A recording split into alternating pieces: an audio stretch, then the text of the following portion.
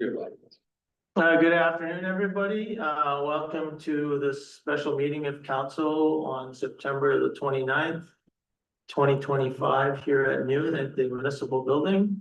I would like to just start off again, just acknowledging that we're meeting this afternoon on Treaty 5 territories, which is the ancestral land of our friends, the Opaskwayak Cree Nation, as well as many other Indigenous people and the homeland of the Manitoba Métis Nation. So with that, I will call the meeting to order. Just wanted to just start off by quickly just congratulating the newly elected chief of Opaskwayak, Chief Constant. I'm sure I'm speaking for all of council as we look forward to working with him and his newly elected council as we continue to strengthen and grow the tri-community together.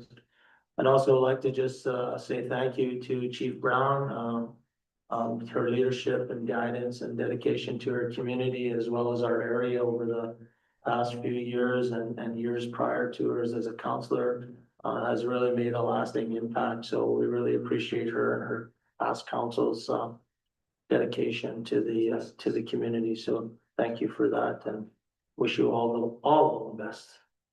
Wherever you decide to your path takes you.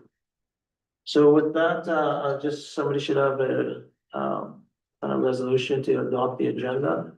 Resolution number 2025-181, moved by myself, seconded by Councillor Hopper. Resolved that the agenda be adopted as presented. Anything needed to be added? Seeing none, call the question. All in favor? Opposed? Carried. Just a note, Councillor Allen had sent his regret due to a meeting conflict. So this afternoon we'll have hopefully a quick meeting where purpose of this meeting is really to review the Manitoba Grow renewal and growth and renewal and opportunities granting application for projects proposed for the town. So the GROW program, just for people out there and viewing land, is a Manitoba program that the Manitoba government has put forward. It has about $42 million to be distributed this year. And it's for projects of public safety, roads, bridges, transportation, recreation, community infrastructure, and solid waste management. So communities can apply up to $5 million, and there's an obligation by the community to have grant matching, which means that if you applied for $10 million, if you applied for $10 million, your portion would be half of that, of being 50 or $5 million. So 50% of it, you have to fund yourself of the total project. So with that, I know our staff has been working very hard, putting together sort of three options for where we're at. Those options being the Lido or the downtown revitalization sort of project that's currently underway through an insurance program coverage, as well as some infrastructure projects with regards to recreation and sort of refreshing the recreation area, and then as well as just general paving projects. So with that, I will pass it over to our great staff to maybe share with us their thoughts and allow council to give some input. Sure, we'll start with maybe the Lido rebuild. In terms of effect on our taxpayers and our tax base, the Lido is the only project of the three that we're proposing that would have no taxation effect, and would probably have the longest lasting impact in our community. One of the mandates from this council is, has been discussing barrier-free recreation or other community safety-related projects that help keep youth engaged, involved, having a community space. Whatever it looks like at the end of our deliberation, the Lido sort of checks all those boxes, as well as, I guess we could say, the recreation project as well checks a lot of those boxes. So in terms of the simplest and greatest effect on the community, in my opinion, as our department, be GRL application for the Lido. And I know it's not my submission, but I think number 2 would be the recreation project. I think a lot of people in our community would like to see some more recreation, barrier-free recreation activities and availability.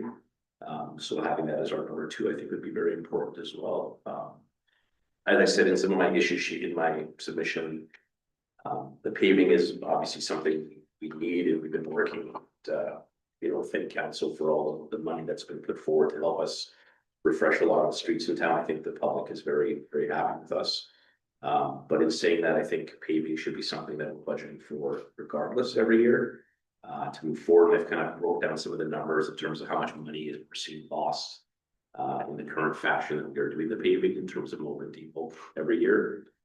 And that maybe we have to come up with a better strategy to bring those dollars harder to work, whether it's in this every 3 years or every 2 years in some form or fashion. So from our department's perspective, we think the Lido makes the most sense, and we tip our cap as well to the recreation option B, I believe it was, on the 2.47 million.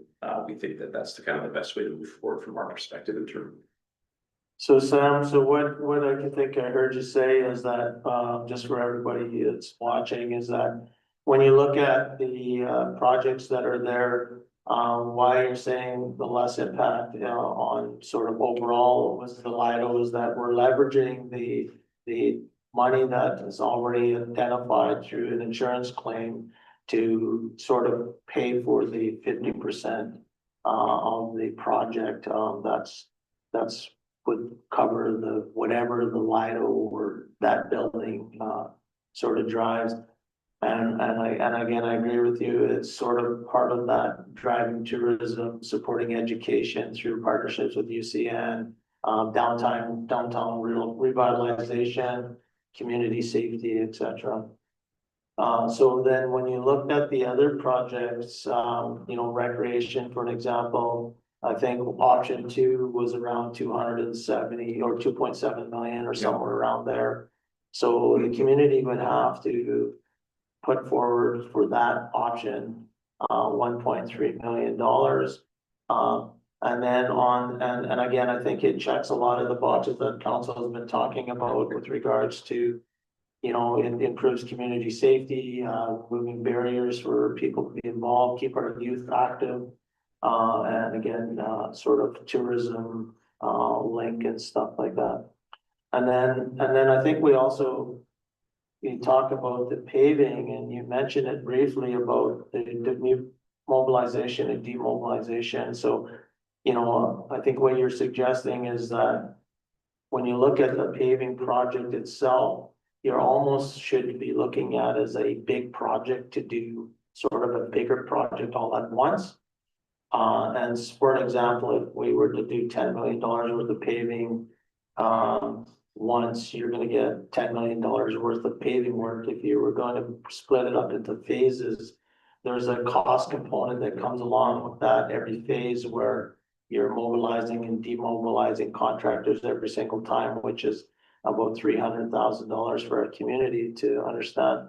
So that's about $1.5 million each time of what you would be paying, or you have to subtract it off the project that you're getting.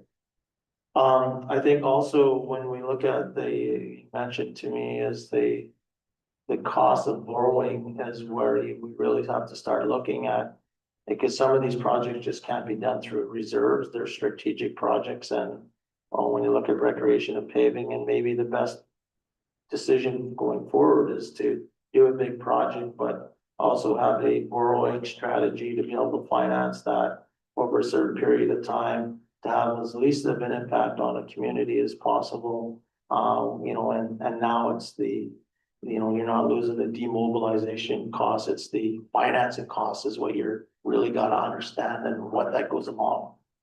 Because just like anything, I don't think we'll ever be able to put enough money away in reserves to finance a $5 million project or a $10 million project. So, and I think that's what you were mentioning. Yeah, and I think for the borrowing, I think that's a good point, like for example, for recreation, right? You're looking at about a mill rate and a half increase over, let's say 5 years, just to give a short window. That would cover our portion of 50% that would be required to do that, and I don't think that's a huge, I think the community would see that money being put to good use, and so I think that they would, when the community can see return on the investment, return on the dollar, I think they're more open to these types of things if that's the explanation of the increase. But I mean, I think you're right that spending our reserves for these big strategic projects just is not feasible long term, and it's got us, we've done a lot with it, which is great because they were built up to a point. But I think we have to, think about it a little more strategically. I look at the reserves as sort of like the year-to-year project. So like, the patching, the small road repairs, the, buying a small piece of equipment that you didn't understand that we needed, being able to cover that sort of stuff.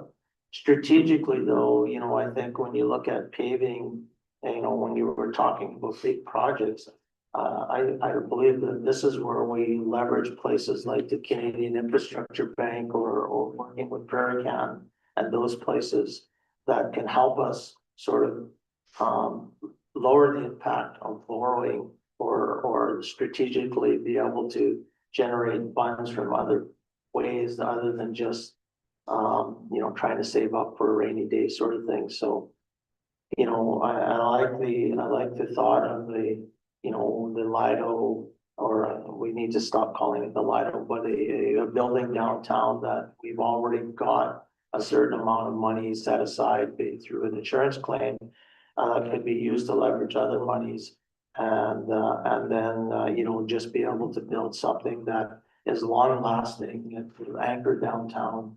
It could become a tourism hub, whatever it actually looks like, and not trying to get into the nitty gritty details that it should have a canteen in it sort of thing, but it's something that I think is long awaited and it will support other activity that we know that's gonna end up landing downtown at one time with regards to healthcare and such.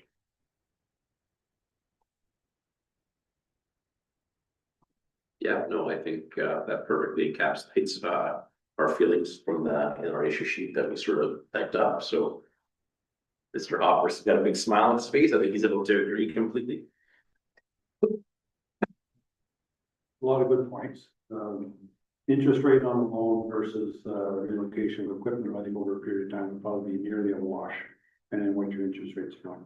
But I agree, a large scale paving program would be the way to go down on the road, so to speak. The Lido, I was just saying, has zero impact on the community.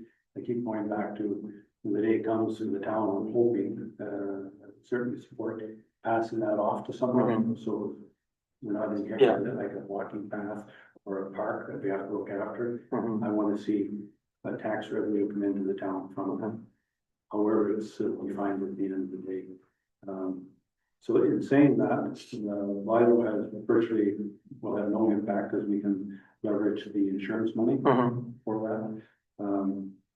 I'd still like to see something in recreation for the grant. One thing I'd like to see, this will be an opportunity for the track.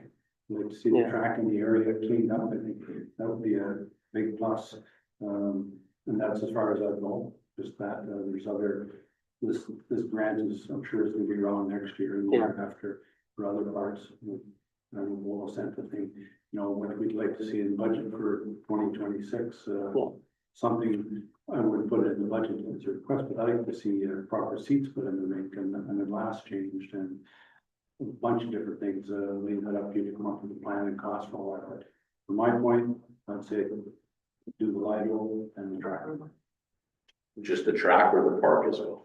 The track and the around, okay, as defined. And then maybe bring some of the items that are more maintenance related for the rate for the budget for 26 instead of encapsulating. That's where I would say at this point. I echo that as well. I'd also like to see, though, and this isn't something that we've necessarily discussed, but the corner where the Inukshuk is to possibly have like an outdoor amphitheater set up on that corner as well. Jonathan had mentioned I don't know, possibly 2 months ago that there were some people who could possibly come and do outdoor shows and maybe we could get some benches and that area cleaned up back to what it was prior to the demo. But we're gonna shift the next trip to Tom, Churchill. Yeah, we should do that. Get it. Mike Spence would love Something. Put it on the train. Yeah, and I agree with Carrie, you know, like, or Councilor Atkinson, you know, utilizing our spaces the best as possible. My hope down the road though is that downtown becomes downtown and that we have a 3-story or 4-story or 5-story condominium on that corner that's tied to the healthcare system and all that sort of thing. If there's a way maybe to include the idea of, you know, concert space or outdoor space in the rec hub Mhm. instead of maybe at that location, would that be something that might be open to? It doesn't necessarily need to be at that location. It was just an idea Yeah, that I it think came out. Other communities seem to have them. They're well used in other communities and I think that we could use that as well. I find that there's times that events sometimes get canceled due to rain. Well, you have a roof, an outdoor roof, then you can still proceed with some of them and other people can use umbrellas and none of us are gonna melt. Because someone had suggested maybe some sort of covered space like at the Centennial Park, right? So if a family wanted to, you know, rent the space to have a barbecue or something, maybe Right. barbecues are wrong example, but you know, like having something like that. So Nicollet has a really nice one downtown. It's down by their bakery. It's not, it's right on the corner. It's not, it doesn't take up a lot of space and it looks like there's not very much maintenance that surrounds it. It is basically like a dugout. With a stage. It would be nice to do it in the rec hub, just because it provides space, like on that corner, if you'd have to shut the streets down to actually, Fair enough. right? I'm just Yeah. thinking Yeah. side of that now, but if it's at the rec hub where there's space for people to gather now, it could be a bigger gathering. You whether bet. it's Trappers or whatnot, and I think like with our walking path lighting and all that electrical, that could be wired to that. Tie into that, there's stuff in place there already for that. yeah, and we do want to add more lighting in 2026 at the end of like for the new skate park tennis, sorry. Yeah, The new that's tennis perfect. outdoor area, so The more we add to that, I feel like, it gets more safe in that space, Good idea. And it's already a green space, so perfect. for sure, yeah, and like to build on what Andre mentioned is. Like, when we originally started the track project, it wasn't just the track, there's a lot of landscaping to it, we'd like to make it family friendly. Picnic tables, benches, places for people to gather, and just view, whether it's a track event or soccer, it's just a nice space for people to come and enjoy themselves there, so. On top of the track, it's not just a track per se project, there's more to it. yeah, we're gonna look at the beach volleyball, right? Maybe revamping that. Looking to see what other sort of assets we can add along the walking path to make it again, a more inviting area for when families or their parents or they're watching their children. It's a space that everyone will want to congregate to. Fun.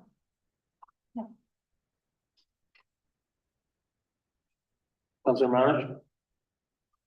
I guess, as I said, the first time it came up was, I'm in complete support of recreation.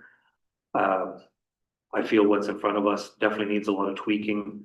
Something we talked about back in January was if we were able to rubberize the track and make that facility, we need to include not just a play structure for kids, but the integrated workout equipment that's part of a playground, right? Yeah. So that way, when the kids are playing, the adults have something to do and make it a complete revitalization of the area. Like I said, the volleyball courts is great. But if we're gonna be landscaping the whole thing, make an area so when someone does a few laps on the track, they can go and then do a little bit of the cross training, have those other facilities tied into the playground. I would actually rather see more invested in that because we do have so many parks around town. Yeah. Definitely a revamp, but I think again, that's an okay enhancement of I what. think that's a great idea. Yeah, me too, and I think that's what Sam was kind of hinting at when he was talking about, having things along that path, maybe. fitness equipment or. Because you do have that whole corner, I know we lost a little Yeah. bit, by the way, Scott Bateman expanded Yeah. for their, I think other it's- little soccer court and that, but you do have that corner that used to years ago. Yeah. Back in Mayor's and I's time, when we used to have the big timber, little climbing frames and Yeah. little workout equipment that you didn't even realize, but it was Yeah. being created, right, to use it. Be nice to kind of revamp that up again. I'm on board for that. Yeah, it's Obviously, as a fitness person too. And I- Sam and I had talked last week about, yes, I support what Councillor Atkinson said. Having a pavilion or having an amphitheater of Yeah. some type. It doesn't take up a lot of space. Look at what Flin Flon has. They have it on one half lot, right on the corner there, across from their municipal office. Yeah. So. It's It's easy to similar to do. like Assiniboine Park in the city. They have. Yeah, that. but yeah, it'd be It's nice good. just to have that Really good. amphitheater. We've had a lot of citizens, I think, talk about that. Yeah. Just having that space and even if it's just for the mayor to do his proclamations from as a crier one day, it's, you know, it's something that'll expand and become used as the community grows, so. The next mayor.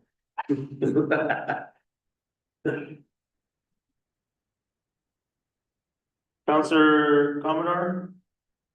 Well, I would like to see the paving, but I do understand it's way too much money. I don't agree with the Lido, because I don't agree that the town should own something, have ownership of that, and just saying that, you know, down the road, pass it on to somebody else. That's not written in stone, so that's just more tax dollars that the citizens have to pay towards. Our recreation, that's going to affect a lot of people. You have kids, you have adults, you have families, and I think they would benefit the most. That's my opinion. Thank you. Counselor Forster? Anything? We have to kind of settle on one of these today, right? Yeah. Hope to. Technically, we feel that the Lido and the rec project, either or could be a joint submission. So it would open the door potentially for two of these three options to be brought forward. I would like to see that. Yeah, how does it become a joint submission unless they're gonna submit half of the money? Like a letter of intent, as one of the documents said, we support this, but really, I think if it's a joint submission, it means the money's coming 50-50 as well, right? Well, the money could, like that. Right, so that we adds need to another- have those partners in place, like if if Kelsey was gonna support, and we're gonna put $2 million into it, they're gonna have to come up with 2 million as well to be a true joint venture. So Would be my understanding. What we read in the GRO is that if you have a financial partner in another municipality, that's like obviously like a really good thing, but it wasn't necessary for the money to be included, like at this time. That's how. Yeah, and I also think we could probably partner with, does it have to be a municipality or can it be? For the partnership application, it has to be Another another. municipality? Okay. And they did not put it as a require that the other community should pay part of that. If you guys want to squeeze some money out of the RM. Well, I think we'll take your advice, though. I mean, if we think that we can do it, I mean, at the end of the day, all they're gonna say is no. And so, you know, if we submit both, I do, you know, I understand what, you know, about owning a facility down the road, but we kind of own it now. Yeah. So we already own it. It'll be decided how big the Lido becomes or the building becomes. And the strategy that the council will have at that time to, as I said, we're not really wanting to be in that management of that building. However, that looks down the road where you sign it over like to somebody and they take care of it and manage it and generate the revenue. So, I mean, so we're not, you know, beating a drum. So I think what we're saying is that the Lido is one that we want you to apply for. And the recreation is one that council is interested in. The paving, I think all three are super important. But I also would like, I think we're be looking for is like, how do we, if we're going with the $2.7 million on recreation. In the next, you know, let's apply for it, but let's also understand what how we finance that other part in the next, you know, month or two sort of thing, so we can, if and when we get approval, that we can come up with our other part, because you know, I think those things are gonna impact not just making some long-lasting, you know, legacy sort of projects that will benefit the community, but it'll also reduce the, it'll improve the safety of our community as well. Did you get an answer back relating to using insurance money? You did, Yeah, we got a call end of day Friday, and it was sort of a unique answer that there was uncertainty. And it's all how we're going to word our application. So So what will the additional $4 million or $3.5 million give to the Lido project if we have rebuild insurance right now? How much would that enhance it? Like, what are we changing from that rebuild? So in terms of the size of the facility could significantly be increased, like if you saw kind of our, Inside. my kind of wish list. That footprint is a little bit small to get Yeah. everything in there, and I think this would allow us to kind of make the space more flexible. Well, on the infrastructure, it's not internal, so I mean, one of the things that you don't get is the furnishings and the electronics and all the other sort of bells and whistles that potentially could go with it. So I think right now we're getting like for like, right? Yeah. So this is where, you know, Sam's team is working with groups like UCN, that they are gonna come to the table and you look for secondary funding to pay for that other stuff. I think, as far as the joint application goes, if the RM was on there as a joint application, they don't have to give any money. Funds are on there, it's, so whoever is spending anyway, Yeah, then ownership of the the property. bonus if they do. Where it's almost like a letter of support. Yeah. Yes. They have to indicate their interest in something, but it does not mean that they have to pay. They can pay, but they don't have to do it. About after. Yeah, so I think, so we're not, I know some people wanna get back to work, but one person needs to get back to work, so I think we've sort of landed on the direction that council, that will help, so I think, yeah, there's nothing further, I think somebody should have a resolution.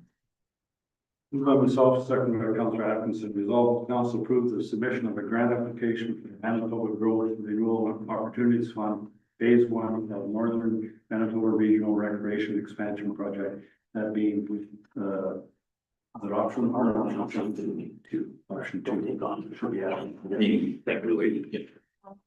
One foot Option 2 as defined in the Project B. Are we presenting the options? So as a result, the council approves the submission of grant application for phase 1 of Northern Regional Recreation Project. And was this with Lido, was it supposed to be written in here? Oh, there's a second, okay, sorry. So, yeah, so, call the question, all in favor? Opposed, none? Carry. Okay, Myself, second by Councillor Atkinson, resolved, council approves the submission of the grant application of the Manitoba Growth Renewal Opportunities Program to build an arts, culture, and community center in the farm. all in question, all in favor? Opposed, seeing none? Carry. And motion to adjourn, everybody's good? Good, all right. Before you leave, Jonathan, I want to chat with you, so are you around?